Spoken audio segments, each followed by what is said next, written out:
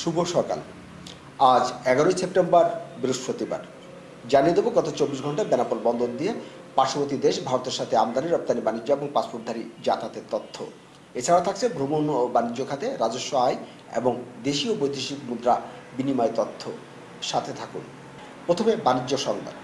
গতকাল বেনাপোল স্থলবন্দর দিয়ে ভারত থেকে 316 ট্রাক বিভিন্ন ধরনের পণ্য আমদানি হয়েছে।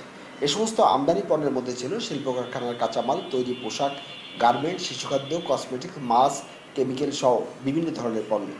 বাংলাদেশি পণ্য ভারতে রপ্তানি হয়েছে মাত্র 46 ট্রাক।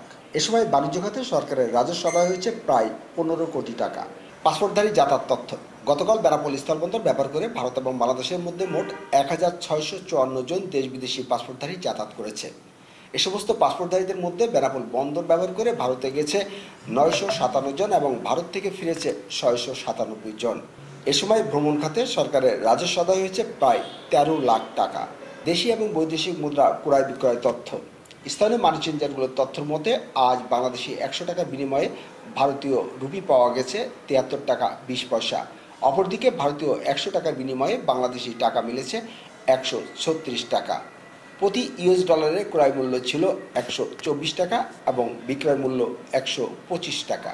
সাথে থাকার জন্য ধন্যবাদ। নিয়মিত এ ধরনের তথ্য পেতে যুক্ত থাকুন আজকের কথা ফেসবুক ও ইউটিউব চ্যানেলের সাথে। সে পর্যন্ত সবাই ভালো থাকবেন, সুস্থ থাকবেন। আল্লাহ হাফেজ।